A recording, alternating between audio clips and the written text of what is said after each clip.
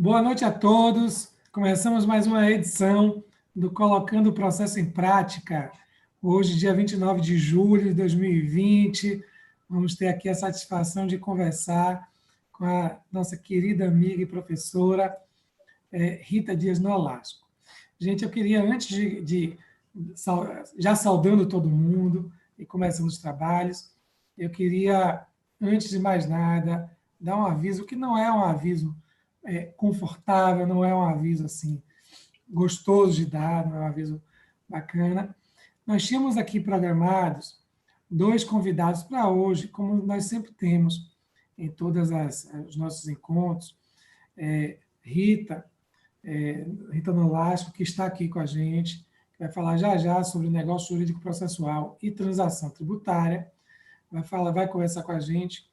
Mas, de outro lado, nosso convidado Rafael Caselli Pereira, que é mestre e doutorando lá pela PUC do Rio Grande do Sul, que é professor da especialização também da PUC do Rio Grande do Sul e é membro do IBDP, ele iria falar sobre a Astra-Int e as medidas atípicas.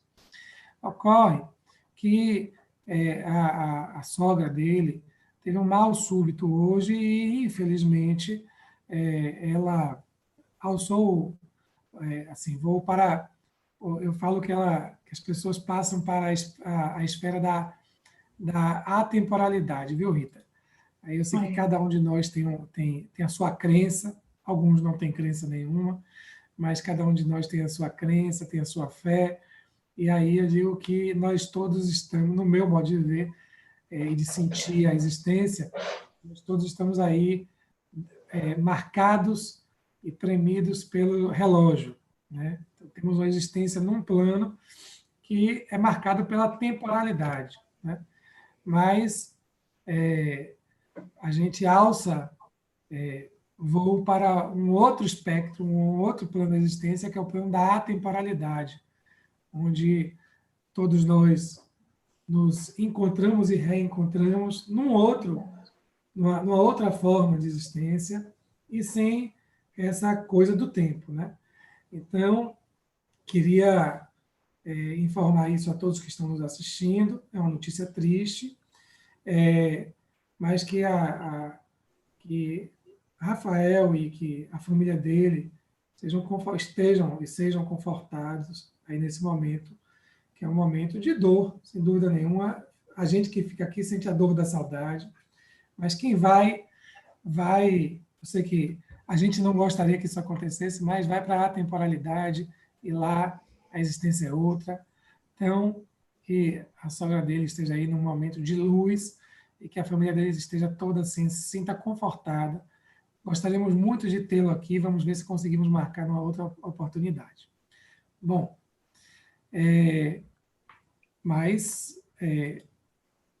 Rafael, esperamos você aqui num outro momento. Rita, eu queria apresentar você a todo mundo. Rita, gente, Rita Dias Nolasco, procuradora da Fazenda Nacional, é doutora em Direito pela PUC de São Paulo, conselheira seccional da OAB de São Paulo, e ela é membro da Comissão de Processo Civil do Conselho Federal da OAB. Ou seja, o Conselho Federal da OAB tem uma comissão especial de processo civil, não é isso, Rita? Que cuida, em nível nacional, das questões relacionadas ao direito processual civil. Então, a OAB Nacional tem esse órgão. Algumas seccionais também têm essa comissão. Eu sei que, por exemplo, Santa Catarina tem uma comissão de processo civil lá da seccional. Algumas seccionais têm essa comissão. E Rita, portanto, integra essa comissão da OAB Nacional, né? Então, nós advogados, estamos aí em boas mãos. E Ronaldo Kramer esteve conosco na última quarta-feira, ele que está presidindo essa comissão também. Então, estamos aí em boas mãos, sabendo que os assuntos de processo civil, antes de passarem lá pelo pleno do Conselho Federal, etc., passam pela análise técnica da comissão. Rita, seja bem-vinda à Bahia, ainda que virtualmente, mas essa coisa da pandemia tem que ter alguma coisa boa, então a gente consegue trazer diversos professores de fora, consegue trazê-la de fora para estar aqui junto conosco, se sinta abraçada e acolhida pela ESA da Bahia, pela Escola Superior de Advocacia da Bahia, pela Bahia, e queremos que depois dessa pandemia, desse isolamento social, você possa vir pessoalmente, para que possamos nós dois nos reencontrar e você encontrar todos os advogados aqui da Bahia. Sinta-se em casa, sinta-se acolhida e a palavra está com você. O tema de Rita, gente, é negócio jurídico processual, que é um tema interessantíssimo. Já tivemos algumas lives aqui sobre isso. Só que aí o foco dela também é o negócio processual e a transação tributária. Então, Rita, seja bem-vinda e a bola está com você. Muito obrigada, Adonias, pela acolhida, pelo convite. Hoje é um dia muito feliz. Eu estou, assim, uma grande satisfação, me sinto duplamente honrada, porque eu participei de manhã do congresso, primeiro congresso digital da OAB Nacional, congresso com mais de 100 mil inscritos, né? Foi uma grande honra para mim participar no painel da Fazenda Pública, junto com o presidente Marcelo Terto, e dois grandes amigos, o Marco Aurélio Peixoto e o Marco Antônio Rodrigues. E agora estou aqui na Bahia, com esse amigo tão querido, com esse professor que eu admiro tanto, Adonias, que me deixa assim, muito feliz realmente estar fazendo esse evento com você. Agradeço a todos que estão participando também. Fico muito feliz de estar podendo falar com os amigos de tão longe, né? E isso tem realmente, a tecnologia tem nos aproximado. Se esse momento de isolamento social teve alguma coisa positiva, certamente foi isso, né? De a gente poder estar se conectando com pessoas de tão longe e nos sentir tão próximos. Então, é um bate-papo. Eu queria também expressar meus profundos sentimentos ao Rafael. A gente estava tão animado de participar desse evento juntos. Essas coisas acontecem quando a gente menos espera. Nós realmente não estamos preparados para essa separação. A gente fica com muita saudade, mas que esteja sendo confortado o coração dele, o coração da esposa. Eu deixo aqui registrado, viu, Rafael, meus profundos sentimentos e minha admiração também pelo profissional, pelo grande professor que você é. Certamente estaremos juntos aí em outra oportunidade. Então, começo aí saudando a todos, desejando que nós tenhamos aí um tempo agradável, de troca de experiências, de troca de conhecimento, e eu fico à disposição também para qualquer intervenção, para qualquer dúvida. O tema proposto, negócios jurídicos processuais em matéria tributária, transação tributária, que envolve aí uma evolução que tem acontecido, uma mudança de mentalidade no âmbito do poder público. O legislador brasileiro abraçou a incidência do princípio da consensualidade em diversas matérias, em diversos ambientes, prestigiando os mecanismos adequados de resolução das controvérsias, especialmente agora com a entrada em vigor, já vai fazer 5 anos, né, do CPC de 2015, a ideia de que o processo se torne mais cooperativo ganhou concretude, a prever a gestão compartilhada do processo, os negócios jurídicos processuais e o efetivo estímulo à utilização da conciliação e da mediação como instrumentos de pacificação e diminuição da litigiosidade. Então, todas essas diretrizes traçadas pelo Código de Processo Civil envolvem aí uma mudança cultural muito significativa, indicando um caminho para um novo modelo processual, menos adversarial e mais dialógico entre os sujeitos processuais, com uma influência maior das partes na construção da solução dos litígios. Sobre a conduta que se espera das partes no processo civil contemporâneo, eu tenho citado bastante o livro do Marcelo Mazzola, que é sobre a tutela jurisdicional colaborativa, porque ele traz realmente uma visão nova do processo civil, trazendo que, embora os interesses conflitantes traduzam posições divergentes, não se pode construir barreiras que impeçam a cooperação processual das partes. No processo judicial, não se espera que as partes forneçam munição ou que reconheçam a providência do direito alheio. A diversidade quanto aos interesses de mérito não devem ser confundidas com a cooperação processual. Individualmente, os objetivos de cada um dos litigantes devem ser respeitados. O que se espera é que durante todo o percurso, durante toda a disputa, as partes não podem agir de maneira individualista e egoísta, sem qualquer preocupação com o resultado da prestação jurisdicional. Ou seja, as partes não podem se portar como antagonistas. Elas devem colaborar com a atuação judicial na construção da solução, da decisão, né? O negócio jurídico processual, ele consagrou a flexibilização procedimental, utilizada para se atingir a tutela jurisdicional adequada. Então, se privilegia a autonomia das partes, possibilitando que o processo seja um instrumento efetivo da realização do direito material pleiteado. A professora Ada Pellegrini Grinover, no seu livro Ensaio sobre a Processualidade, ela afirma que a tutela processual adequada se perfaz por intermédio do procedimento adequado. Então, não se admite mais aquele procedimento rígido, único, inflexível, né? É necessário que o procedimento possa ser amoldado, possa ser adaptado. Se opta, então, por um modelo processual mais dúctil, em que as partes possam ter a possibilidade de desenhar aquele procedimento consoante as características, as necessidades e as peculiaridades do conflito. Constitui, assim, uma significativa quebra de paradigmas.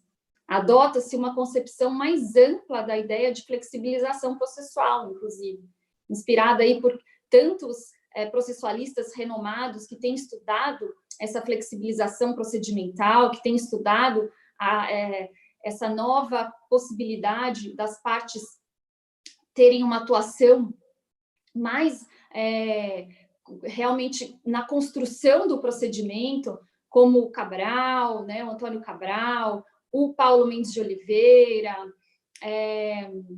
o Gajardoni, o Talamini, o Fred Didier, são tantos os processualistas que têm tratado tão bem e com tanta profundidade a respeito dessa temática. Então, nós adotamos essa concepção mais ampla da ideia de flexibilização processual, com a possibilidade não só de se definir os rumos internos do procedimento estabelecido pelo legislador, como também a possibilidade de adaptabilidade com a utilização de técnicas processuais previstas em outros procedimentos. Então, como a gente tem mais tempo aqui, eu estou até mais à vontade para falar, viu, Adonias? No âmbito da execução fiscal, a gente estuda muito a teoria do diálogo das fontes, né? A lei de execução fiscal é uma lei antiga, uma lei de 88, que sofreu poucas alterações ao longo dos anos. E com a entrada em vigor do novo Código de Processo Civil, que é fonte subsidiária de aplicação na lei de execução fiscal, surgiu, então, pareceres, né, da Procuradoria-Geral da Fazenda Nacional analisando essa teoria do diálogo das fontes. De regra, a lei especial prevalece sobre a lei geral. Então, o Código de Processo Civil só se aplicaria na execução fiscal naquilo que a execução fiscal fosse omissa. Mas, por essa teoria do diálogo das fontes, o Código de Processo Civil, mesmo sendo lei geral, se ele trouxer técnicas processuais que sejam mais avançadas e mais benéficas, pode ser aplicado, inclusive, quando há previsão na lei de execução fiscal. Então, é uma flexibilização para que se atinja para que se tenha um procedimento mais eficiente e mais adequado às necessidades do caso concreto. Então, podendo se aplicar, inclusive, técnicas processuais previstas em outras legislações, em outros procedimentos, desde que aquela técnica seja a mais adequada para aquele caso concreto. Então, outra pergunta que se faz é: será que é possível harmonizar essa autonomia da vontade das partes com o caráter público do processo? Especialmente quando se trata, assim, de interesse público, e as convenções processuais, elas são estruturadas à vista do modelo cooperativo do processo, como eu disse no início. Então, é plenamente possível se harmonizar né, o caráter público do processo com a autonomia das partes. Essa é a nova mentalidade, porque o processo deve ser o instrumento para a realização do direito material. Então, ele que deve ser amoldado de acordo com as necessidades do caso concreto. Agora, existem alguns limites? Existem. Especialmente quando a gente vai falar de convenções processuais, de negócios jurídicos processuais, envolvendo o poder público. Existem, sim, alguns limites. Que estão sendo delimitados aí no âmbito da jurisprudência, no âmbito da doutrina, tanta discussão que se teve, né, tantos fóruns permanentes de processo civil, né, Adonias? Tantos enunciados que nós temos aí dos fóruns, não só do Fórum Permanente de Processo Civil, mas também da CJF, enfim, muito tempo foi se discutindo com a entrada em vigor do novo Código de Processo Civil a respeito da aplicação no âmbito do poder público. E hoje já não se discute mais, né, que a Fazenda Pública pode fazer negócios jurídicos processuais. O limite, por exemplo, vou dar um exemplo, o regime de pagamento de débito pela via do precatório, conforme previsão constitucional lá do artigo 100 da Constituição Federal. Essa prerrogativa, ela se lastreia, por um lado, na prerrogativa material de inalienabilidade dos bens públicos, que é a regra, e, por outro lado, no dever de respeito à impessoalidade, à moralidade no pagamento de débitos judiciais.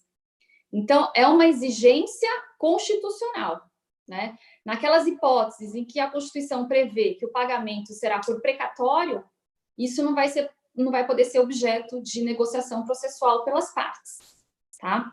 Mas são, assim, poucos limites. Eu acho que hoje nós temos, assim, uma possibilidade muito ampla de realização de negócio jurídico processual no âmbito do poder público. E no tributário, né, que é o nosso foco aqui, admite-se a autocomposição no direito tributário? O crédito tributário é indisponível? O artigo 190 lá do CPC diz que a gente só vai poder realizar negócio jurídico processual se admitir a autocomposição, né, se o direito admite a autocomposição. Então, a questão é, no âmbito tributário, admite-se a autocomposição? A indisponibilidade do direito material, ela não impede, por si só, a celebração de negócio jurídico processual. Como nós vimos aqui, o negócio jurídico processual, ele trata da flexibilização de regras procedimentais. Portanto, não há nem essa preocupação com a indisponibilidade material. Mas como nós vamos falar também da transação, nós já vamos deixar logo clara essa ideia, essa concepção. O artigo 3º do Código Tributário Nacional, ele diz que indisponível é a competência tributária. O que é indisponível é a atividade de cobrança do crédito tributário, e não o crédito tributário em si. O crédito tributário, ele pode ser disponibilizado nos termos da lei. Então, a Fazenda Pública, via de regra, ela não pode abrir mão do crédito tributário, nem das multas. Mas se houver o enquadramento de alguma hipótese expressamente prevista em lei, como nós temos, né, lei de anistia, lei de remissão, lei de isenção, então, se a lei prevê expressamente, pode haver essa disponibilidade. Então, a conclusão que se chega é que os direitos patrimoniais da Fazenda Pública podem ser disponíveis se houver expressa previsão em lei. E agora nós temos essa expressa previsão em lei, né? A Lei 13.874, que é de 2019, que é fruto da conversão da medida provisória 881 de 2019, a conhecida Lei da Liberdade Econômica, ela acrescentou à Lei 10.522 o artigo 19, em vários parágrafos. E no parágrafo 12, ele diz que os órgãos e as unidades da Procuradoria-Geral da Fazenda Nacional poderão, de comum acordo, celebrar negócios processuais com fundamento no disposto do artigo 190 do Código de Processo Civil. Então, nós temos aí expressa previsão legal autorizando a Fazenda Nacional a realizar os negócios jurídicos processuais. E o parágrafo 13, ele diz que a Procuradoria-Geral da Fazenda Nacional regulamentará a celebração dos negócios jurídicos processuais em seu âmbito de atuação, inclusive na cobrança administrativa ou judicial da dívida ativa da União. E aí nós tivemos várias portarias regulamentando o negócio jurídico processual no âmbito da PGFN, desde a entrada em vigor do novo CPC.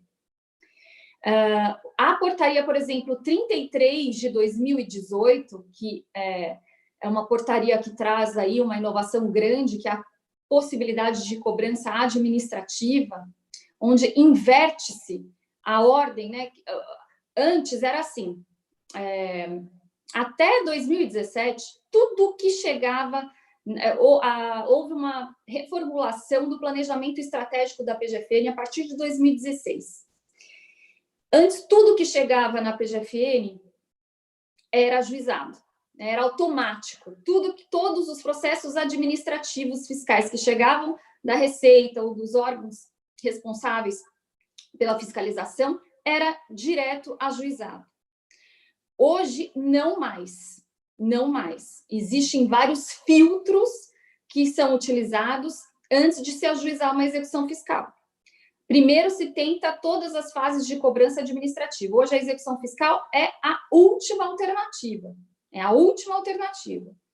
Então, essa portaria 33, ela traz aí toda essa possibilidade de cobrança administrativa. Então, hoje, o devedor, o contribuinte, ele é intimado da inscrição em dívida ativa. Quando o crédito é inscrito em dívida ativa, depois de toda a fase administrativa, lá durante o processo administrativo, que ele também tem a possibilidade de fazer a impugnação, tudo. Acabou a fase administrativa, o débito é inscrito em dívida ativa, ele é intimado da inscrição. E quando ele é intimado da inscrição, ele pode pagar, ele pode parcelar e ele pode oferecer garantia antes do ajuizamento da execução fiscal. E ele pode impugnar o débito também, se tiver prescrito, ele pode, inclusive, impugnar o débito. Está tudo previsto aí nessa portaria 33, que está em vigor desde 2018. E o artigo 38 dessa portaria, ela prevê que a Procuradoria da Fazenda Nacional poderá celebrar negócio jurídico processual visando a recuperação dos débitos em tempo razoável ou também para a obtenção de garantias, como bens idôneos a serem substituídos em prazo determinado, inclusive mediante penhora de faturamento. Então, além de prever a possibilidade do contribuinte oferecer garantia administrativamente, antes do ajuizamento da execução fiscal, o contribuinte também pode propor um negócio jurídico processual que altere a ordem, né, de garantias lá prevista na lei de execução fiscal. E a Fazenda Nacional pode, então, analisar a proposta dele e aceitar. Pode, inclusive, oferecer um mix de garantias, com garantias mais líquidas, outras menos líquidas, e a Fazenda vai analisar toda a situação daquele contribuinte e ver se é o caso de realizar o negócio jurídico processual ou não. E aí, esse negócio jurídico processual ele vai ser válido na esfera administrativa e depois ele pode continuar, caso, né, seja proposta a execução fiscal. Aí depois nós tivemos a portaria 360 de junho de 2018, que estabeleceu algumas hipóteses específicas também de celebração de negócio jurídico processual, como a calendarização da execução fiscal, o negócio jurídico processual para cumprimento de decisões judiciais, meios de constrição e alienação de bens, avaliação de bens, as partes podem, de comum acordo, ter um imóvel que vai ser oferecido em garantia e constar lá que elas concordam com o valor que está sendo dado para aquele imóvel, né? Então, existem vários negócios jurídicos processuais que podem ser realizados nesse âmbito. Conferência de cálculos, né, para evitar uma prova pericial que é custosa, cara e demorada, recursos também, inclusive desistência diante dos precedentes vinculantes aí do novo Código de Processo Civil, pode-se desistir de recursos, a forma de inclusão também do crédito fiscal e do FGTS em quadro geral de credores, quando for o caso.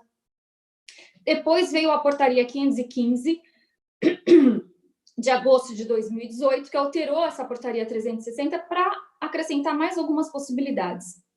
como convenções processuais sobre prazos, tá? Sobre produção de provas, especificamente. Já teve negócio jurídico processual, por exemplo, entre o contribuinte e o fisco, para que fosse realizada uma perícia para ser válida em vários processos, né? Para não ter que se realizar uma em cada processo. Então, assim, é uma infinidade de possibilidades. E, por fim, veio a portaria 742, que aí ela não traz hipóteses, ela traz algumas hipóteses específicas, mas deixa aí bem ampla a possibilidade de realização de negócio jurídico processual em sede de execução fiscal. Então, traz plano de amortização do débito, de novo, a possibilidade de aceitação, avaliação, substituição, liberação de garantia. Então, pode, como eu já disse, né, alterar a ordem de preferência prevista lá no artigo 11 da Lei de Execução Fiscal, e a parte pode apresentar um mix de garantias. As partes podem ajustar, por exemplo, no caso de constrição, alienação de bens, a venda de um imóvel por iniciativa do devedor, que ela seja realizada, aquela venda prioritariamente por iniciativa do devedor. Pode-se ajustar que seja liberada a penhora sobre determinado bem, sobre determinadas ações, para uma venda prévia, né, de bem que já está penhorado lá no processo, para que ele seja vendido diretamente pelo devedor, com a vinculação do valor da venda para o pagamento depois daquele crédito está sendo cobrado. Então, diversos negócios jurídicos processuais já foram realizados aí pela Fazenda Nacional.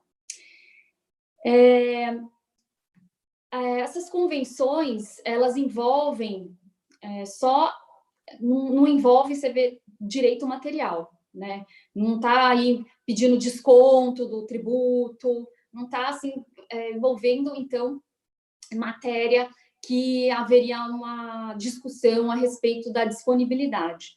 Então, são convenções processuais que vão só facilitar e adequar a cobrança da execução fiscal em prol do interesse público.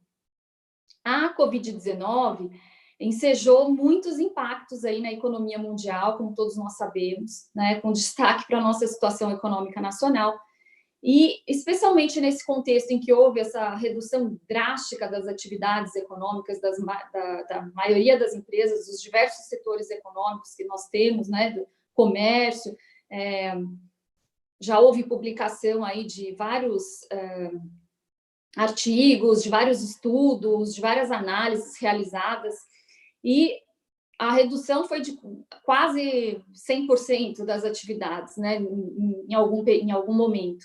Só realmente as atividades essenciais é que puderam continuar funcionando.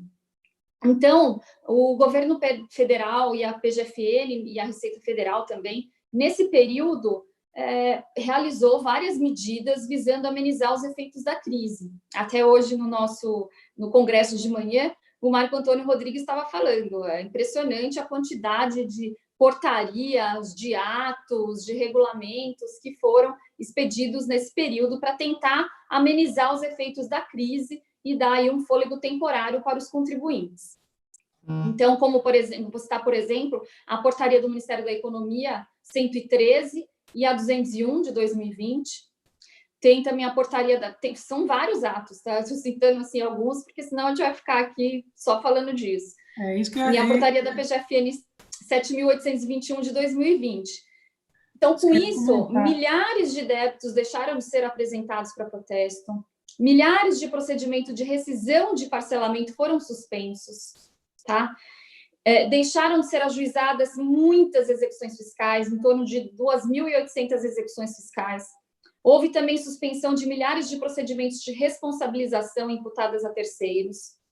Mas nós sabemos que essas medidas, embora tenham ajudado, né, elas não são suficientes para amenizar todos os impactos econômicos que foram sofridos pelos contribuintes nesse período. Então, o negócio jurídico processual e a transação, que nós vamos falar também, nós acreditamos que vai ser fundamental, porque eles possibilitam que haja um diálogo maior, né, entre o fisco e o contribuinte, e para que se construa uma solução mais adequada ao caso concreto, tá? Evitando que se vá levar o litígio para o judiciário, né? E então as partes elas podem estabelecer em conjunto uma cobrança customizada, né, por meio do negócio jurídico processual. E ressaltando que os negócios jurídicos processuais, eles são personalíssimos. Embora a Fazenda Nacional ela tenha, né, sempre que observar o princípio da igualdade, deve dar o tratamento igual para todos os contribuintes, nesse caso, né, do negócio jurídico processual, ela tem que analisar caso a caso. Por quê? Porque a celebração do negócio ela está sujeita ao perfil daquele contribuinte, a capacidade econômica que ele tem, né? O que ele vai oferecer em garantia, né? A fazenda vai ter que analisar se o que ele está propondo ele vai conseguir cumprir, né? Se ele não está de má fé. Então, tudo isso tem que ser analisado, né? Então, tem que ser caso a caso.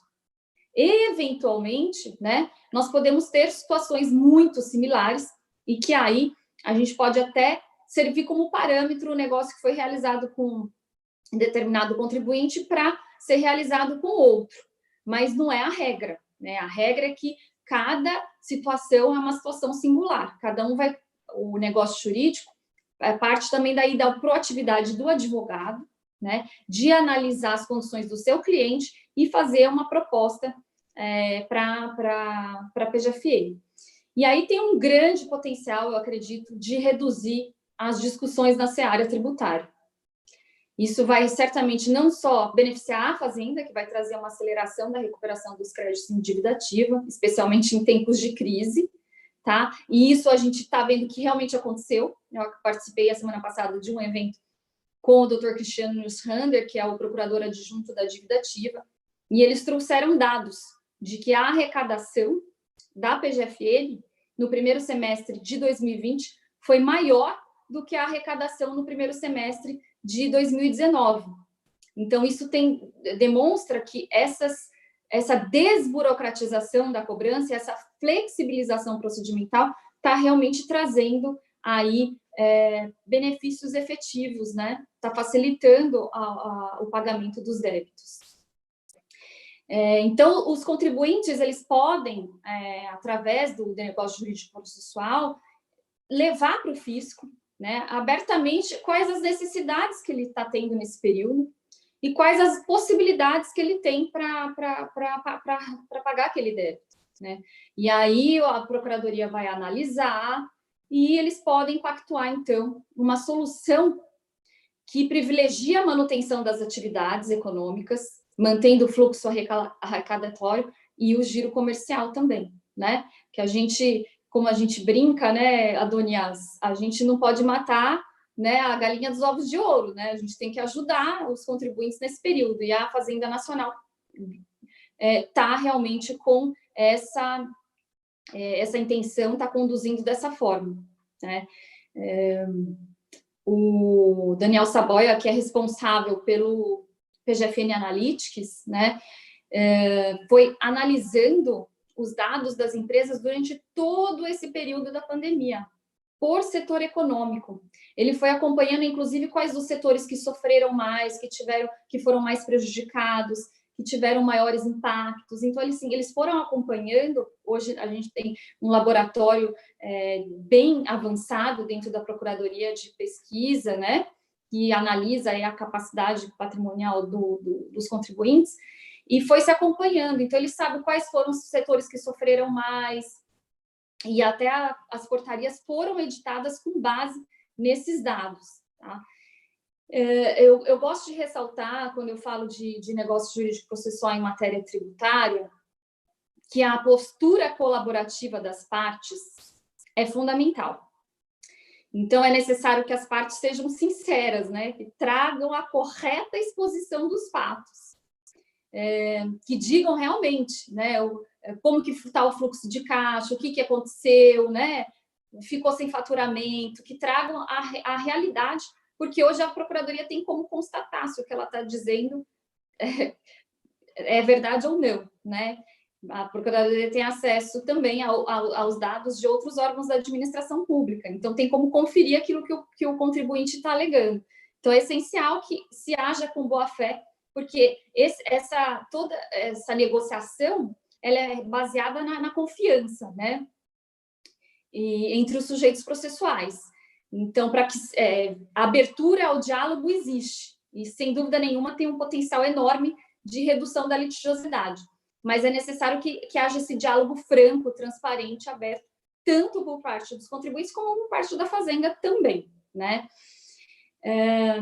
Então, nós falamos do negócio jurídico processual, que não trata sobre a prestação materialmente discutida, né? Que trata só dessas concessões multas envolvendo o procedimento.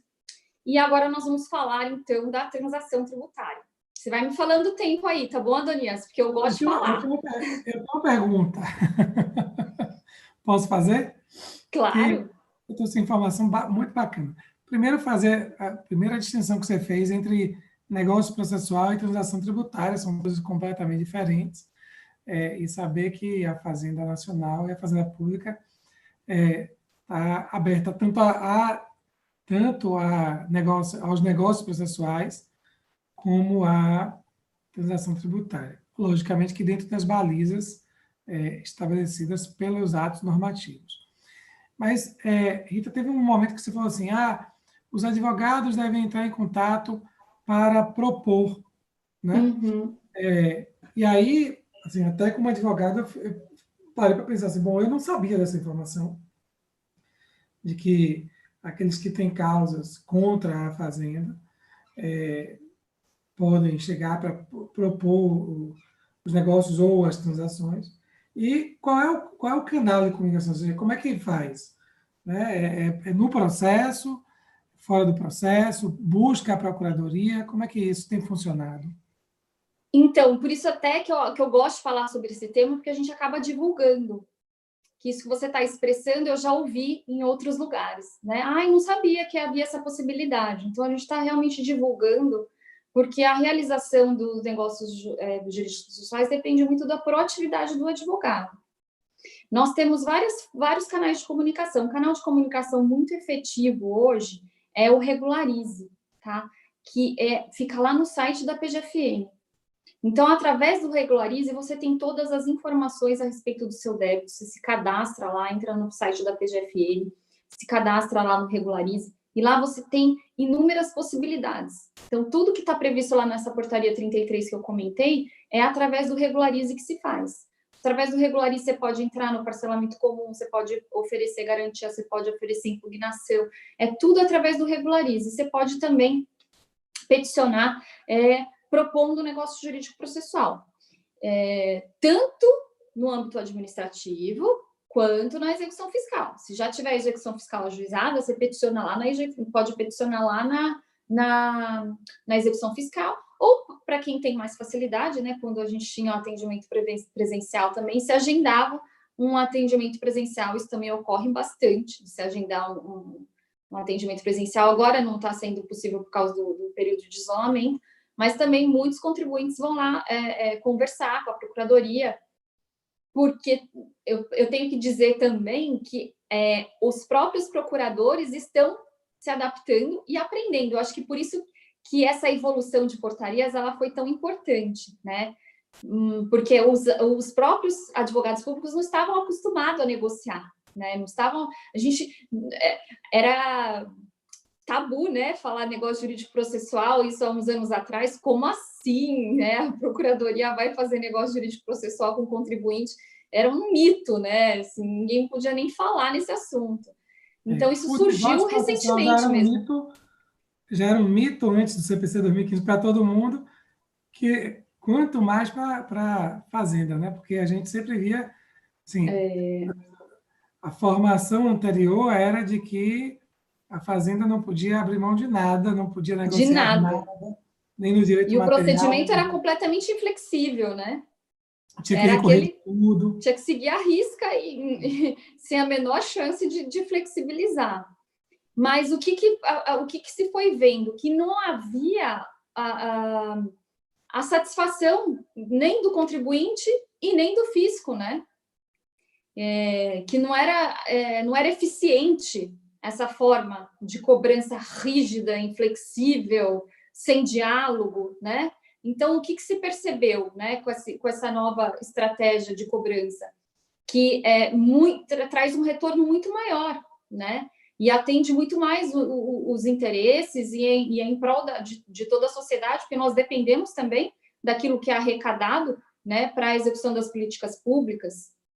Então, tudo isso foi reformulado e está tendo realmente uma mudança de mentalidade. Inclusive, na escola da Jo, a gente fez várias capacitações das técnicas de negociação, porque a gente também está tendo que aprender a negociar, né? Existem as técnicas de negociação. Nós temos os dados concretos, com os quais nós temos que trabalhar, né? Dependendo do negócio, a gente precisa o procurador vai precisar de uma autorização da chefia, né, para fazer. Tem negócios que envolvem realmente um volume muito, muito alto, né, de dívida, e isso vai ter que ser levado à chefia, vai passar por uma aprovação, né, mas que a possibilidade de realizar existe. Então, assim, nós também estamos nos adaptando a esse novo modelo processual. Só que hoje a gente já tem muitos cases, né, que servem de parâmetro, assim, servem de exemplo, vamos dizer assim. Então, o contribuinte ele pode fazer a proposta e fazer esse diálogo com a fazenda. E isso é muito vantajoso para ambas as partes. A gente sabe hoje o custo de uma fiança bancária, né, Adonias? O custo de ter que depositar em dinheiro para garantir o juízo, né, de ficar a empresa sem capital de giro. Então, tem que partir mesmo da empresa. O ideal é que se proponha o quanto antes o negócio jurídico processual, que a parte seja proativa, ela que venha oferecer, olha, o que eu tenho, o que eu posso, é isso, antes de um bacen-jude, né? Antes de uma indisponibilidade, antes da Procuradoria ter que ser proativa e ir atrás do patrimônio. Então, o ideal é que haja esse diálogo o quanto antes. E aí, falando mais sobre a autocomposição e a possibilidade de meios consensuais para a resolução do litígio em si, do litígio tributário em si, nós também passamos por uma grande evolução. O nosso Código Civil de 2002, no artigo 840, ele previa: é lícito aos interessados prevenirem ou terminarem o litígio mediante concessões mútuas. Aí o 841 vinha dizendo que só quanto a direitos patrimoniais de caráter privado é que se permite transação. Depois nós tivemos a Lei de Mediação, a Lei 13.140 de 2015. O artigo 38 da Lei de Mediação, ele afastou a possibilidade de autocomposição das controvérsias relativas a tributos ou créditos inscritos em dívida ativa, dizendo que não podia fazer autocomposição nesse caso. Hoje, nós temos já uma releitura, né, disso tudo. O artigo 171 do CTN, desde 1966, ele possibilitava a transação de débitos tributários federais, como método de resolução consensual de litígios tributários. O pessoal até brincava que era 171, né? Porque dependia de regulamentação, e ele ficou aí anos sem ser regulamentado. Porque para que pudesse, né, realmente haver essa resolução consensual de litígios tributários, ou para que houvesse a transação, era necessário uma regulamentação legal. E aí, nada de iniciativa legislativa para regulamentar esse instituto. A regulamentação ela é bem recente, né? Teve uma medida provisória em 2019, e essa medida provisória foi convertida em lei agora, em abril de 2020, no auge da pandemia, né? Então, a possibilidade de transação tributária, ela está expressamente prevista na lei agora. É a Lei 13.988, que entrou em vigor em 14 de abril de 2020, que é conhecida como a Lei do Contribuinte Legal, né? Porque ela veio da conversão em lei da medida provisória do contribuinte legal. E aí, então, agora, essa lei consagra os meios consensuais para a resolução dos conflitos tributários. E isso era algo muito esperado, muito esperado. O pessoal, os advogados tributaristas, esperam isso há muito tempo, né? E para a PFN também, porque nós sabemos que a dívida ativa da União totaliza um montante de 2,4 trilhões de reais.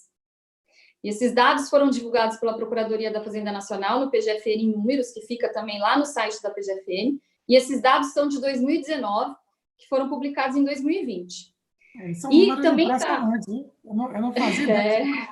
Mas são débitos antigos, né? São débitos muito antigos, não é a ineficiência da cobrança. Isso são débitos muito antigos e a forma como era feita a cobrança dos créditos da Fazenda Nacional. Sim. Houve uma verdadeira revolução nesses últimos anos, né? Parabenizar o trabalho que está sendo realizado pela PGFN, é um trabalho de vanguarda mesmo. A PGFN hoje é referência nacional, internacional, eu digo até. Aquele orgulho, né? Mas é verdade, é verdade. Eu fiz um estudo recente que está publicado no Conjur, em parceria com a IMAG da Terceira Região, com o CBPEG, onde a gente analisou, porque também foram várias fases, né, dessa revolução aí na cobrança da dívida ativa no âmbito federal. Nós tínhamos inúmeras execuções fiscais ajuizadas, Adonias, com crédito prescrito, entendeu? Então, assim, a gente sabia que estava lá, mas que era um processo que não traria retorno de jeito nenhum, né? E nós temos o artigo 40 da Lei de Execução Fiscal, que prevê o arquivamento, né, quando não se encontra bens, quando não tem como executar a dívida, mas esse artigo 40, para que houvesse o reconhecimento, né, e a Fazenda pedisse o arquivamento pelo artigo 40, você não imagina as portarias que nós tínhamos, os requisitos que a gente tinha que cumprir, a burocracia que era, o medo que o procurador tinha, sabe, de pedir lá o arquivamento pelo artigo 40.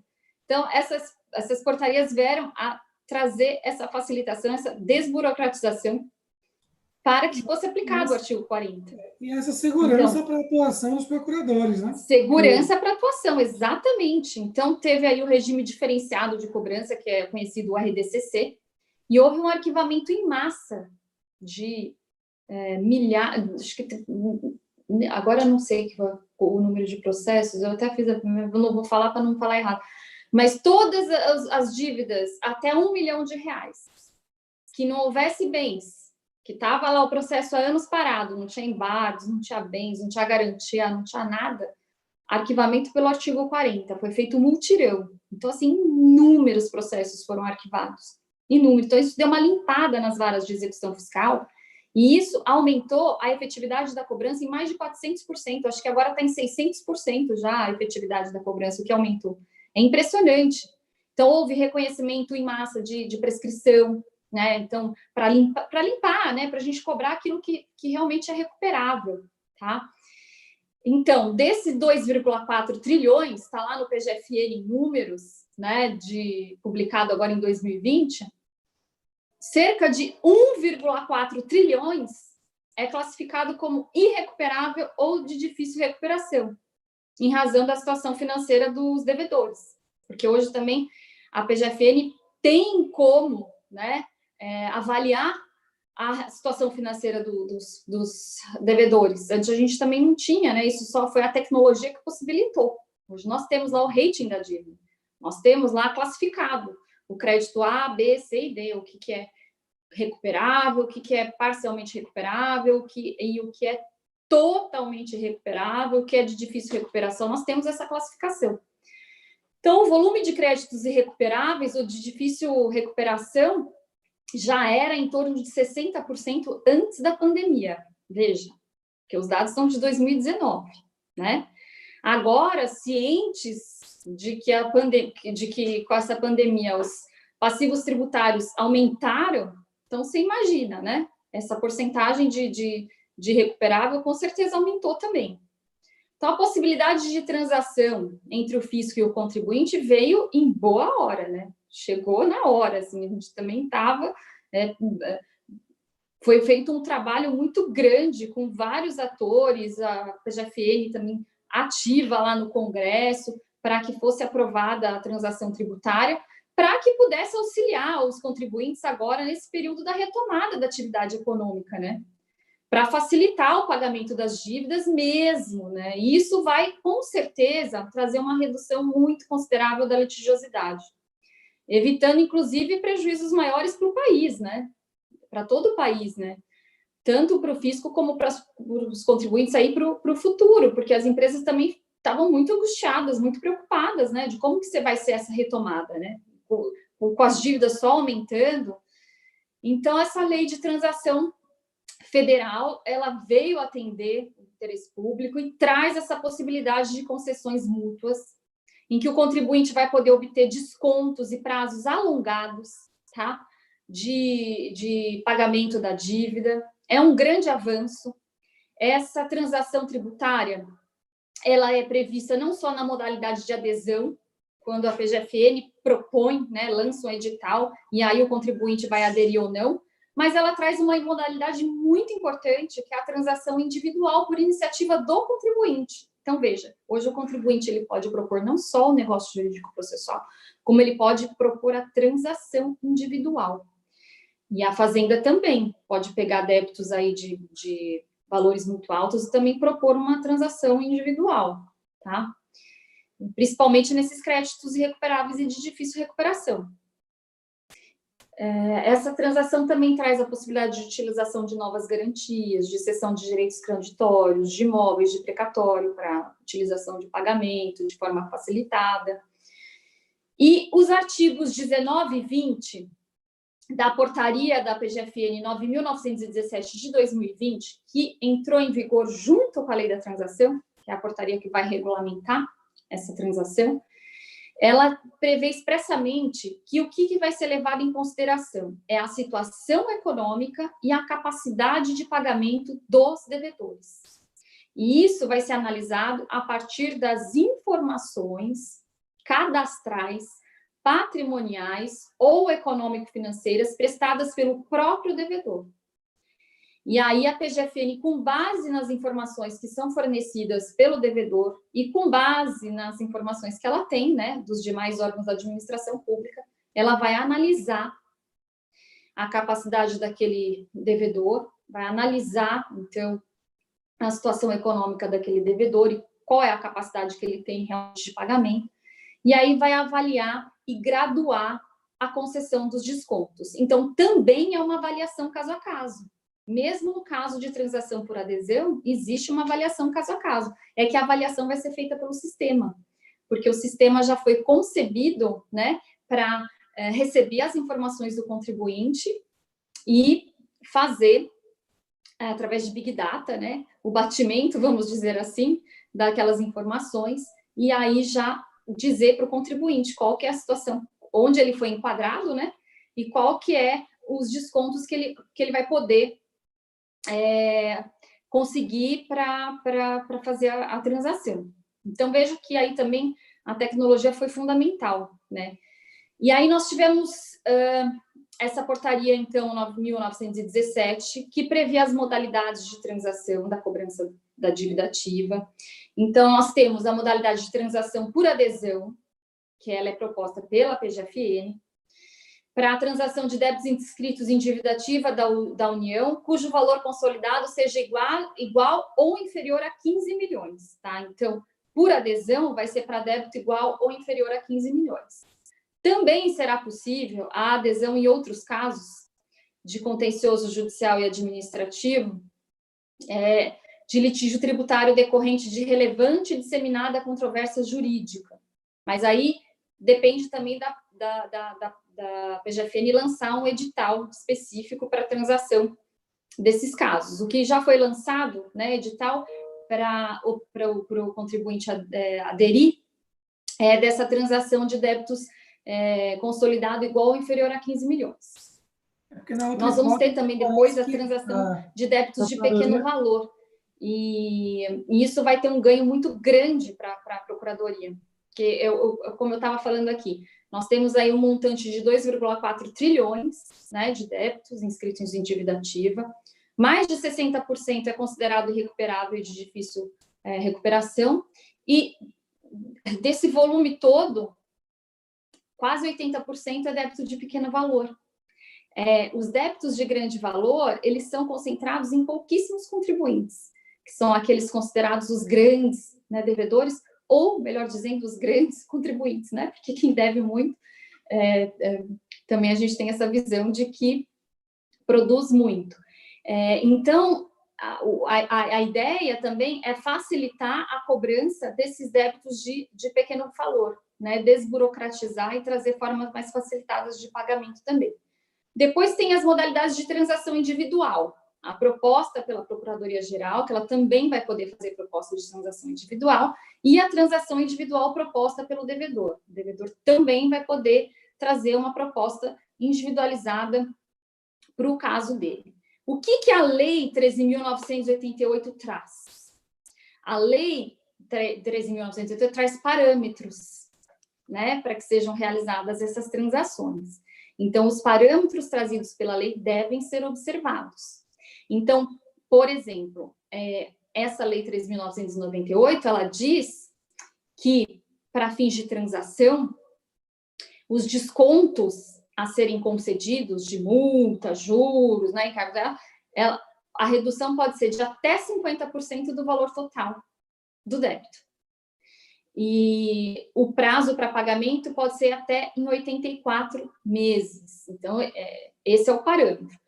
Depois, na hipótese de que envolva pessoa natural, microempresa ou empresa de pequeno porte, aí a redução máxima será de até 70% e o prazo máximo de pagamento é até em 145 meses. Tá? E a lei veda a transação que reduz o montante do principal. Mas nós sabemos, né, que as multas, os juros, os encargos são o pior, né? O volume é o que mais aumenta aí o valor da dívida.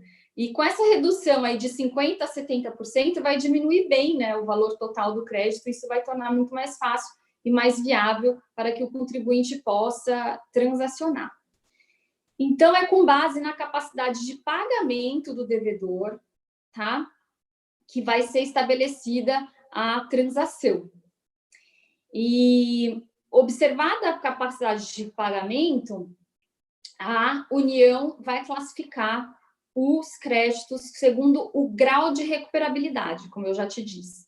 Então, tem os créditos de alta perspectiva de recuperação, os créditos de média perspectiva de recuperação, os créditos considerados de difícil recuperação e os considerados irrecuperáveis.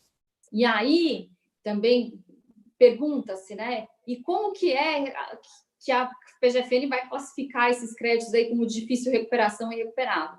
A portaria 9.917, ela traz aí as situações objetivas que já vai incluir o crédito como irrecuperável e de difícil recuperação. Está lá no artigo 24 da portaria 9.917.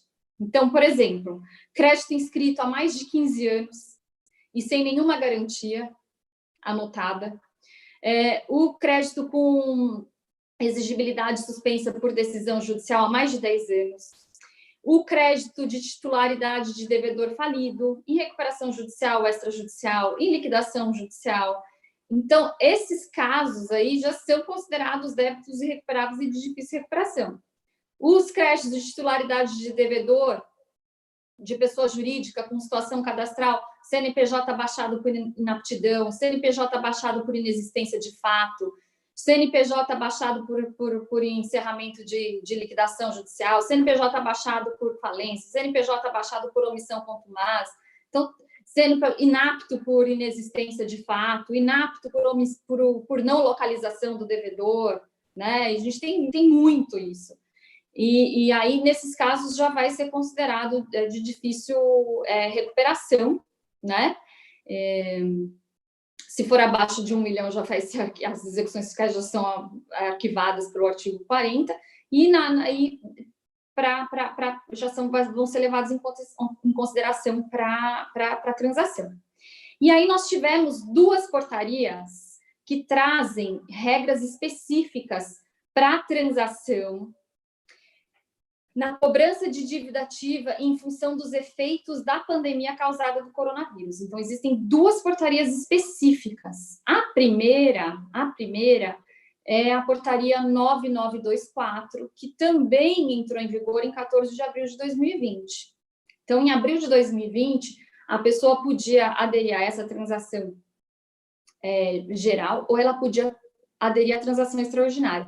A transação extraordinária, ela não tem as limitações da portaria que eu acabei de mencionar, que é a portaria... Opa! Calma aí, que eu 9.917, né? Que eu falei que tem essa restrição de débito até 15 milhões. Então, a portaria que veio para esse período da pandemia, essa 9924 da transação, é para qualquer contribuinte. Qualquer contribuinte que tenha sofrido os efeitos da pandemia pode aderir a essa transação extraordinária. Então, essa primeira portaria de abril, ela está em vigor agora até dia 31 de agosto. Ela está aberta lá para os contribuintes que quiserem aderir a esse tipo de transação. E aí ela traz a possibilidade de pagamento de uma entrada correspondente a 1% do valor do débito. A entrada pode ser dividida em 3 parcelas, não exige garantia para formalizar. Depois o parcelamento pode ser feito em até 81 meses, né? Ou até 142 meses, no caso de contribuinte pessoa natural, empresário individual, microempresa. Mas depois, agora em junho de 2020, 16 de junho de 2020, veio a portaria 14.402, que é a chamada portaria da retomada, que é uma portaria bem mais específica que a primeira portaria para a realização de transação excepcional em razão dos efeitos da pandemia causada pelo coronavírus. Essa portaria, ela veio para permitir a transação excepcional a fim de viabilizar a situação transitória de crise econômica e financeira dos devedores em função dos efeitos da pandemia. Então, para aderir a essa portaria, a única coisa que o contribuinte vai ter que comprovar através das informações é que ele sofreu com os efeitos do coronavírus, sofreu uma diminuição da sua capacidade contributiva em razão da pandemia. Tá? Então, ela tem como objetivo, claro, permitir a manutenção da fonte produtora, do emprego, da renda dos trabalhadores. Então, essa transação extraordinária já está lá em vigor, já está disponível. Nesse período, é isso? Oi? Essa vai até dezembro. Mas os contribuintes vão poder aderir até dezembro. A queda de rendimento no período da pandemia. Isso. A portaria traz, eu vou falar. Primeiro, eu queria dizer que essa transação já está disponível, tá, no site da PGFN. O acesso à plataforma é exclusivamente pelo Regularize, tá? www.regularize.pgfn.gov.br. Então, você entra lá no www.regularize.pgfn.gov.br e já vai estar lá disponível a possibilidade de o contribuinte aderir a essa transação excepcional. E ele pode aderir até dezembro, tá? Então, ele pode aderir até dezembro. Como que vai ser? Qualquer contribuinte pode fazer a opção por essa transação. Não exige nenhuma garantia para que seja formalizada, tá, essa transação. Ele vai lá, entrar no site, analisar as opções. E aí, o que a PGFN vai analisar? O grau de recuperabilidade do crédito inscrito em dívida ativa. Isso vai ser mensurado a partir da verificação da situação econômica e da capacidade de pagamento dos devedores.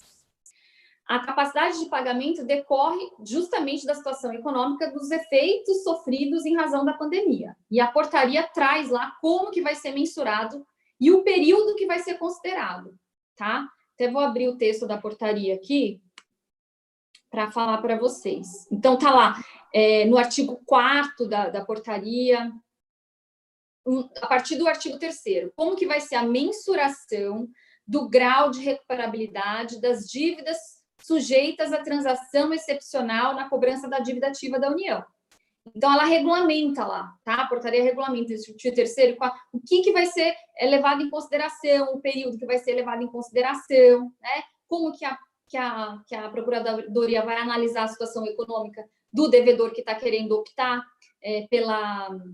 por essa transação, vai levar em consideração quais foram os impactos da pandemia na capacidade de geração dos resultados da pessoa jurídica, o comprometimento da renda da pessoa física. E aí a portaria diz lá minuciosamente, considera-se impacto no comprometimento da renda das pessoas físicas, a redução em qualquer percentual da soma do rendimento bruto mensal de 2020, o início do mês de março e o fim no mês imediatamente anterior ao mês da adesão, né? A possibilidade de adesão é até dezembro desse ano, tá? Então, traz lá o período que vai ser analisado, esse período da pandemia. E a portaria traz especificamente lá quais as informações que vão ser analisadas, né, daquele devedor, da pessoa jurídica, da pessoa física, para que seja feita essa mensuração. Então, está tudo explicadinho lá no texto da portaria, tá? O que vai ser, o período que vai ser considerado e as informações que vão ser utilizadas para se constatar o impacto da pandemia na situação daquele contribuinte que está pretendendo aderir ao parcelamento excepcional. Rita, e aí, quando o contribuinte vai lá no site Regularize, aí ele vai aderir, só vou falar isso, aí ele vai aderir, tá? Aí ele vai prestar todas as informações que são solicitadas, é tudo online, ele vai prestar todas as informações que serão solicitadas. E aí tem na portaria todos os dados que vão ser analisados pela PGFN. O próprio sistema, tá, vai calcular e o devedor vai ter conhecimento de qual que é a capacidade de pagamento que foi estimada pela Procuradoria, para o caso dele, né, em razão do grau de recuperabilidade do seu débito, e quais são as modalidades de propostas que estão disponíveis para ele aderir, tá? E também já vai trazer a indicação do prazo e dos descontos que são ofertados para ele. Pode perguntar, Donias, o que você quer perguntar? Na realidade, eu vou transmitir para você uma pergunta que fizeram, que foi feita lá no YouTube. Coloquei até aqui no chat. Primeiro, eu queria saudar aqui a quem está nos assistindo. Passaram, não sei se ainda estão por aqui, mas no YouTube, Fabiano Vasconcelos, Leonardo Vinícius Santos de Souza, ambos aqui de Salvador, professor Elcúnio Almeida, que nos dirigiu aí uma pergunta, meu colega lá, professor da Universidade Federal da Bahia. E aí tivemos aqui diversas intervenções, parabenizando sua exposição. O Vanessa Oliveira, que é conselheira lá da OAB do Ceará, que é também membro da Comissão Nacional de Direitos Sociais da OAB. Daniel Moraes, de Teixeira de Freitas. A gente aqui é acompanhado no Brasil todo, viu, Rita? André Paradela, que é professor aqui em Salvador. Lia Frank, professora Tereza Oliveira, Cleonice, diversos advogados. E o professor Elcônio formulou a seguinte pergunta. Não sei se você consegue ler aí no chat, que eu postei aí. Ele diz assim: gostaria de saber se há alguma atividade da PGFN no sentido de evitarmos essa estratosférica dívida ativa. Preciso mencionar que o professor Elcônio Almeida é tributarista, professor de Direito Tributário lá da UFBA, também passou por aqui Sérgio Nogueira Reis, que é também um tributarista aqui de Salvador, um advogado muito atuante. E aí ele trouxe essa dúvida, né? Se há alguma atividade da PGFN no sentido de evitarmos essa estratosférica dívida ativa. Essa é a luta constante, não só da PGFN, mas do governo, né? Do Ministério da Economia também. Está aí sendo discutida a reforma tributária, né, Adonias? Está no auge da discussão aí da reforma tributária. Nós vamos fazer um grande evento na Escola da AGU, em setembro, sobre a reforma tributária, que está sendo aí discutida. Enfim, é complicado, né? É complicado. Realmente, nós temos uma carga tributária alta no Brasil, uma legislação bastante complexa, e temos aí grandes tributaristas, muitas pessoas capacitadas, trabalhando, né, para tornar nossa legislação tributária menos complexa, mais simplificada. Vamos ver, né? É o caminho a ser percorrido, E a PGFN tem participado dessas discussões, e todo esse planejamento estratégico, essa revolução que tem sido feita no novo regime de cobrança da dívida ativa é tentando tornar realmente a cobrança mais efetiva e diminuir esse estoque. A intenção é justamente essa, né? A classificação dos créditos já foi o primeiro passo, né? Então, aquilo que é irrecuperável e de difícil recuperação, e que for de valor até 1 milhão, não vai nem para execução fiscal. A gente tem que tentar protestar, tem que tentar fazer uma cobrança administrativa, tem que tentar oferecer aí uma transação mais facilitada, né? Para esses contribuintes que estão realmente numa situação muito difícil, né? Que não tem meios, né? De pagar o débito, de saldar o débito, porque senão acaba também havendo aquele arquivamento e acaba até prescrevendo, né? Nós temos também feito, como eu disse, esses multirões para reconhecimento de prescrição, para não ficar aí com volume de trabalho gigantesco sem retorno. Então, assim, várias medidas estão sendo realizadas. Eu queria deixar registrado aqui meu agradecimento a todos esses professores, a todos esses advogados que estão nos assistindo, né? É uma grande honra para mim. É uma pena, assim, que a gente não está pessoalmente, que a gente não consegue ver todo mundo, né? E acaba não conseguindo trazer esse diálogo, né? Mas fico aí à disposição depois para responder as perguntas que não for possível responder aqui ao vivo, viu, Adonias? Você me manda por e-mail, a gente vai respondendo. E o que eu não souber, eu pergunto para meus chefes, viu? Eu vivo incomodando eles lá, porque cada evento que a gente faz, realmente a gente aprende muito. Nossa, a gente aprende muito. Eu tenho atuado, a escola tem atuado muito em parceria com esses órgãos, especialmente a gente tem uma parceria muito grande com a Procuradoria Adjunta da Dívida Ativa, e antes da portaria 33, nós fizemos audiência pública, nós fizemos consulta pública, e isso ajudou muito na construção das portarias também. Tá? A gente está tentando aumentar esse diálogo com o contribuinte desde a concepção das portarias, né, da lei. Houve muita discussão, né, nessa MP, que foi convertida na lei da transação tributária, muitos eventos foram realizados para se debater, porque a Procuradoria tem que estar aberta ao diálogo mesmo, né, porque a nossa função como servidor público é atender o cidadão. Então, assim, estamos trabalhando nesse sentido, né, e o que eu ia dizer, só continuando aqui, depois fico aberta aí também para continuar respondendo as questões, tá? Especificamente dessa portaria que traz aí, que é a chamada portaria da retomada, né? Que traz aí essa transação excepcional, detalhada, né? Bem mais específica.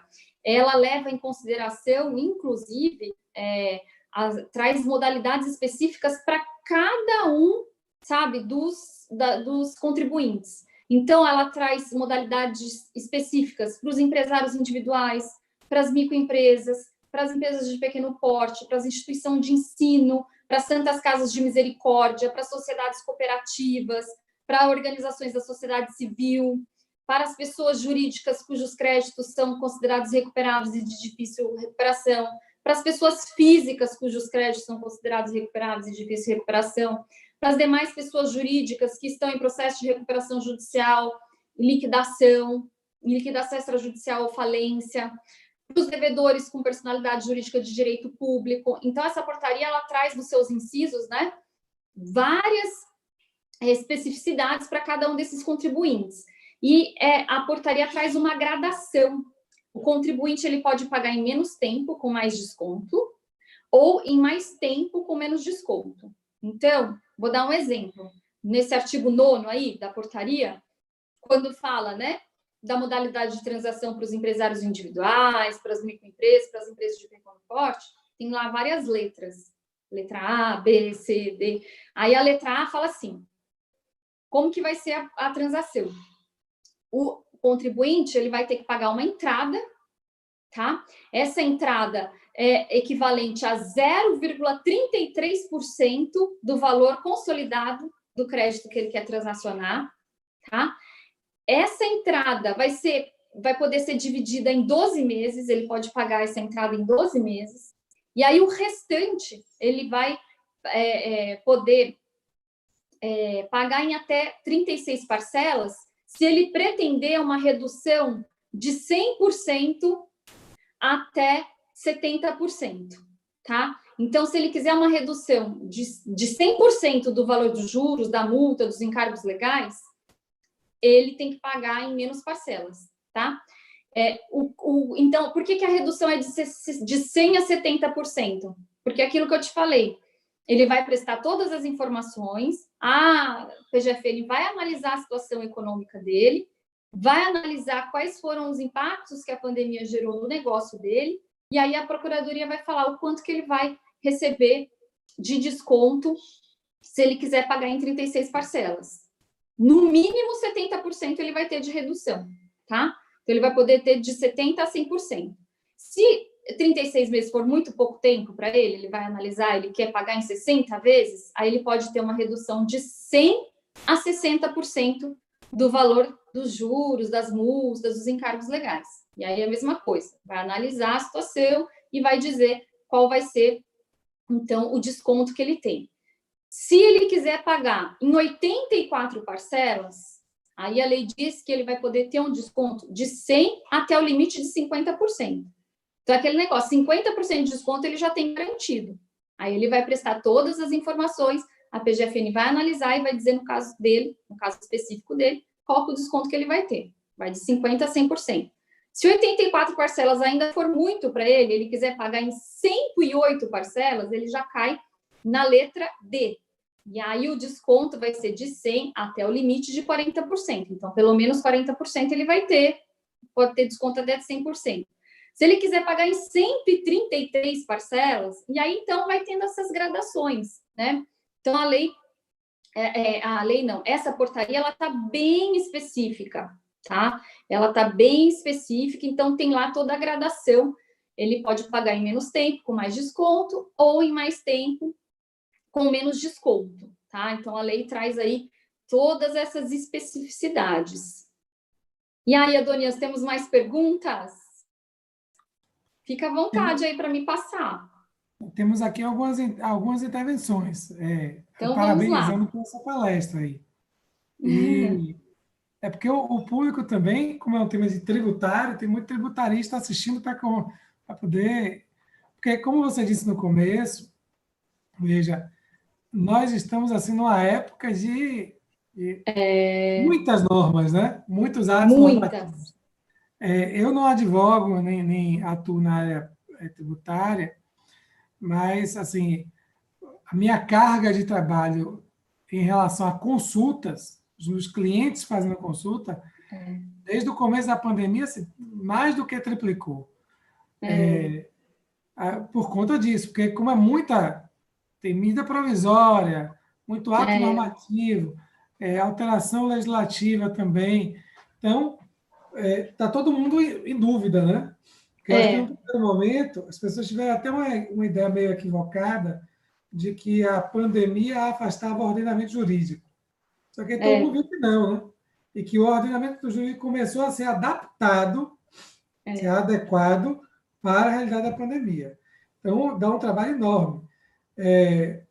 Imagino na área tributária, porque na área tributária, além da legislação, a gente tem um bocado de ato normativo que são atos do próprio poder executivo, né? Atos da PGFN, então, que é isso que você está explicando. Então, o acompanhamento disso exige um esforço assim, gigantesco, né? É verdade. Mas aí temos aqui algumas intervenções, todas assim, no sentido de parabenizar, de agradecer, e tem gente dizendo assim, aí me atrasei, estou chegando agora. Flávia Rezende, Margot, Pinto Rocha, que falou assim, me atrasei, chegando agora.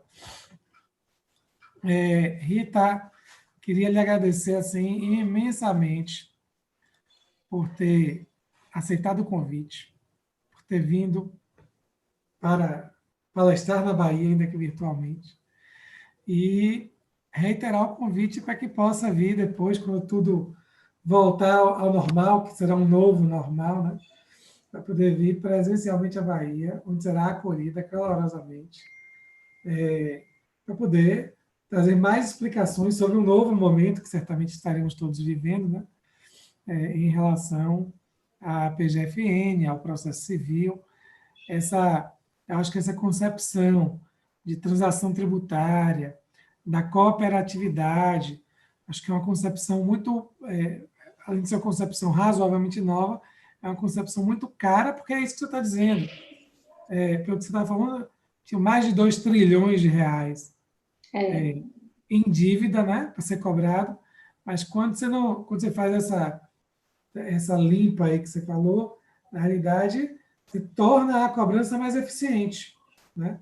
E mais do que isso, torna possível aos olhos do contribuinte e da sociedade, torna possível a negociação. Ou seja, porque muitas vezes o contribuinte está do lado de cá e ele fala assim, bom, mas eu posso negociar com o credor, que é um particular, mas não consigo negociar com a fazenda, né?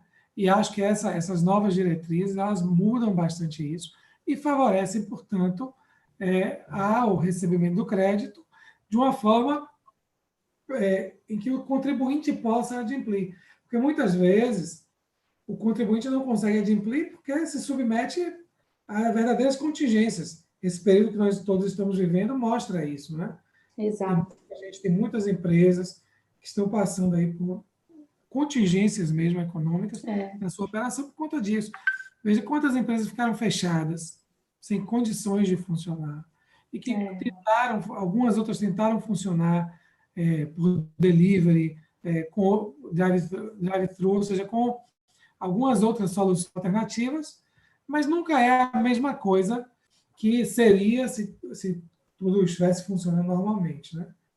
Então, é muito bom saber que existem essas iniciativas e que há o desenvolvimento dessa cultura de realização dos negócios processuais e das transações tributárias para poder viabilizar isso tudo. Porque, no final, todos nós queremos a mesma coisa, que a economia funcione e que todos nós consigamos desenvolver nossas atividades, né, com a economia rodando e rodando bem, se for possível, né? Então, assim, eu reitero o agradecimento, queria lhe passar a palavra para fazer umas considerações finais e sinta-se, como eu disse, acolhida aqui pela ESA da Bahia.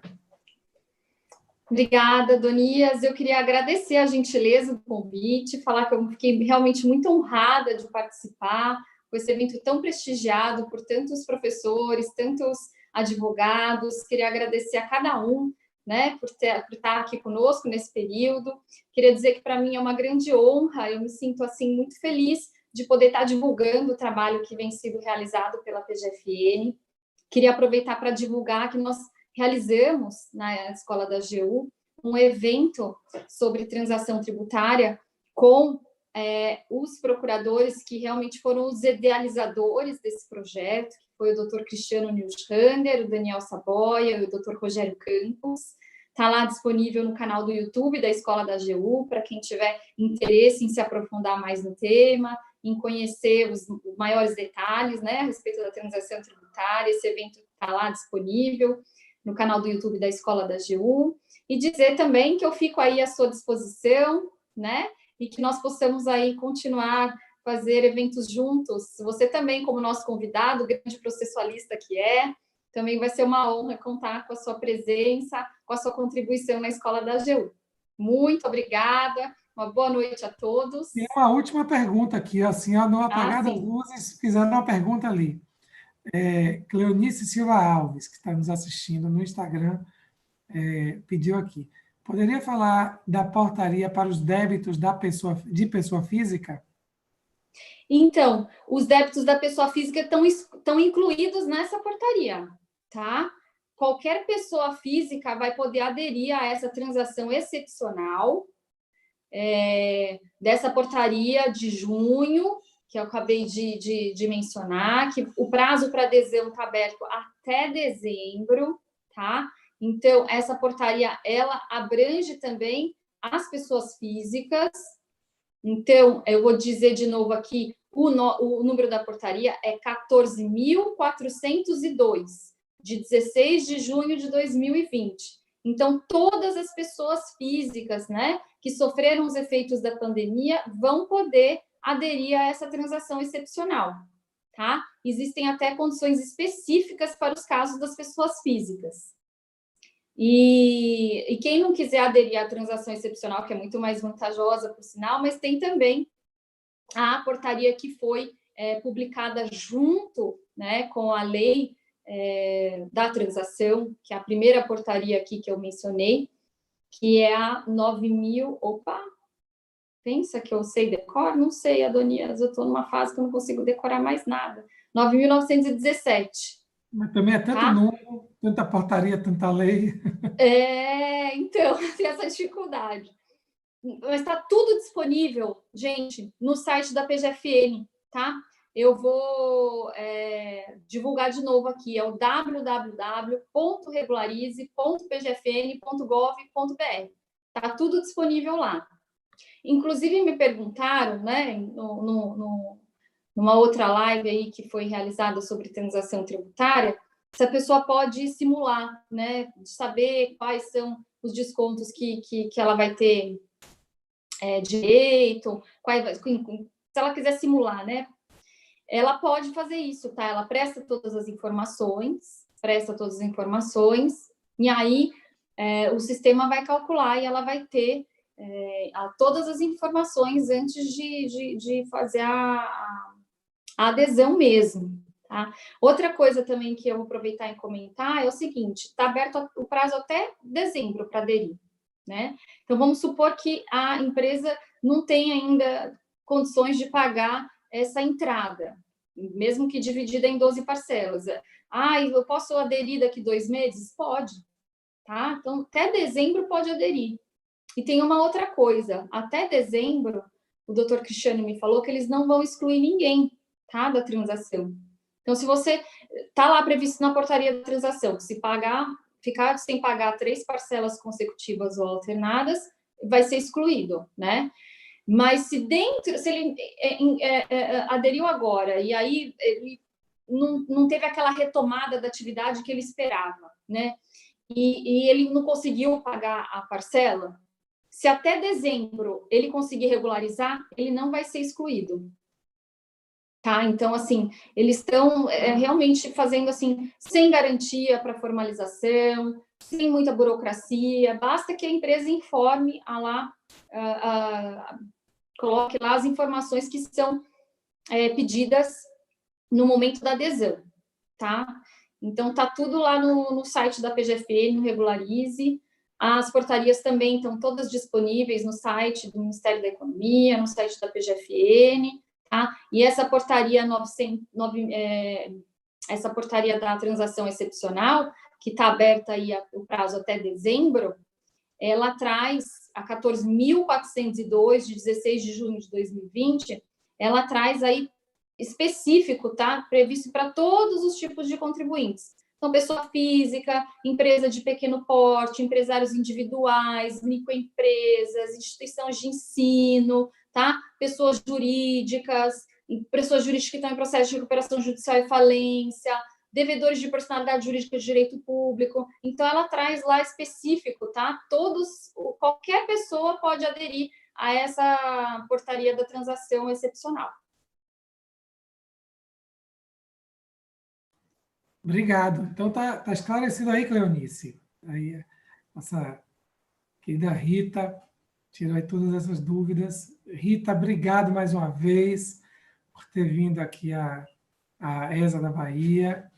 Queria agradecer você muitíssimo e que volte e que venha à Bahia presencialmente depois que acabarmos esse período de isolamento social. É sempre um prazer. E sempre prazer ouvi-la, assim, conhecedora de todas essas informações. É importante divulgar. Para quem está nos assistindo, Esse programa fica disponível também no canal da ESA da Bahia, lá no canal do YouTube da ESA da Bahia. Queria agradecer a participação de todos, colegas, advogados, professores, alunos, ex-alunos que passaram por aqui.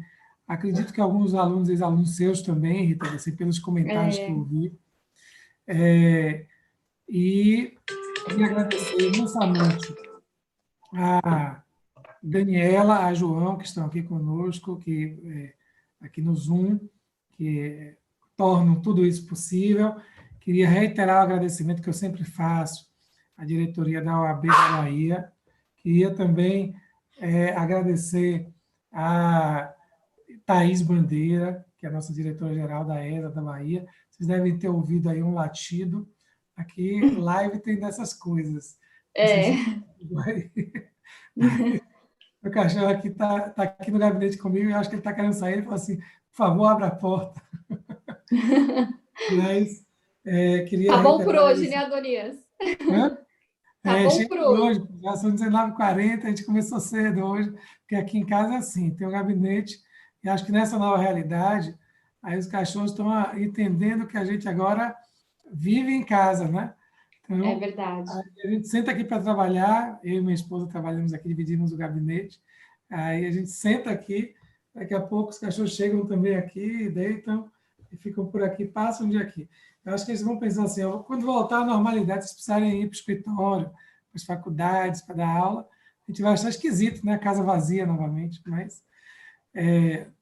então, aí, queria reiterar o agradecimento a todos, queria reiterar o agradecimento a quem está nos assistindo e dizer que na próxima quarta nós temos mais uma edição aí do Colocando o Processo em Prática.